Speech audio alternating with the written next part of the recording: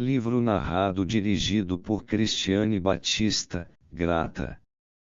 Esquizofrenizar a morte. Deleuze e Guattari. Mas parece que a obscuridade se acumula, pois o que é a experiência da morte e o que a distingue do modelo? Tratar-se-ia de um desejo de morte. Um ser para a morte. Ou então um investimento da morte, ainda que especulativo. Nada disso.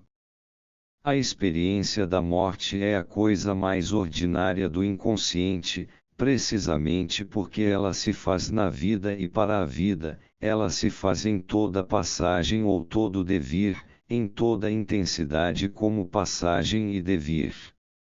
É próprio de cada intensidade investir em si própria a intensidade zero a partir da qual ela é produzida num momento como o que cresce ou diminui sob uma infinidade de graus, como dizia Klossowski, um afluxo é necessário, mesmo que para significar a ausência de intensidade.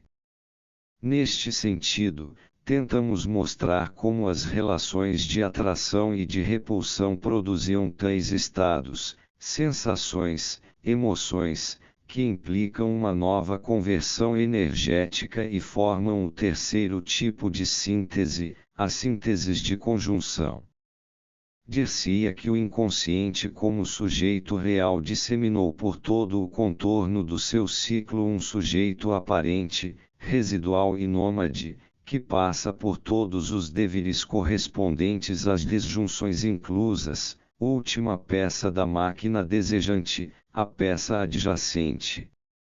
São esses devires e sentimentos intensos, são essas emoções intensivas que alimentam delírios e alucinações. Mas, em si mesmas, elas estão o mais próximo da matéria cujo grau zero investem em si próprias. Elas são as portadoras da experiência inconsciente da morte, já que a morte é o que volta a ser sentido em todo sentimento, é o que não para e não acaba de advir em todo devir no devir outro sexo, no devir Deus, no devir raça etc., formando as zonas de intensidade sobre o corpo sem órgãos. Toda intensidade é portadora, em sua própria vida, da experiência da morte, e a envolve. Sem dúvida, toda intensidade se extingue ao final, todo devir deve em ele próprio um devir morte. Então a morte sobrevém efetivamente.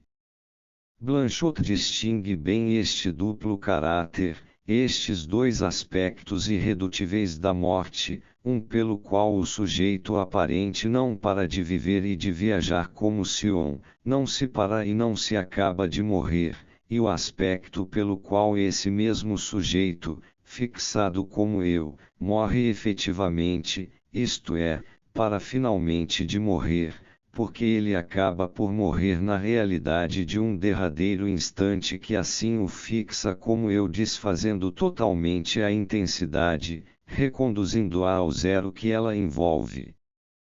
De um ao outro desses aspectos não há aprofundamento personológico algum, mas algo totalmente distinto, há retorno da experiência da morte ao modelo da morte, no ciclo das máquinas desejantes. O ciclo está fechado para uma nova partida, já que o eu é um outro. É preciso que a experiência da morte nos tenha dado, precisamente, uma suficiente ampliação da experiência para vivermos e sabermos que as máquinas desejantes não morrem.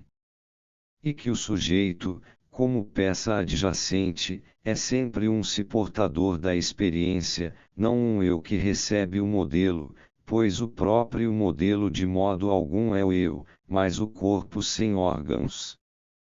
E eu não se reúne ao modelo sem que o modelo, de novo, volte-se em direção à experiência.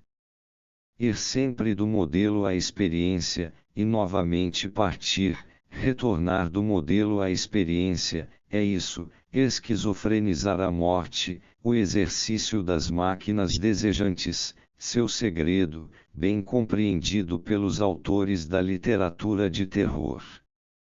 É isto que as máquinas nos dizem, nos fazem viver, sentir, mais fundo do que o delírio e mais longe do que a alucinação. Sim, o retorno à repulsão condicionará outras atrações, outros funcionamentos, a movimentação de outras peças trabalhadoras sobre o corpo sem órgãos, a ativação de outras peças adjacentes no entorno que têm tanto direito de dizer-se quanto nós mesmos.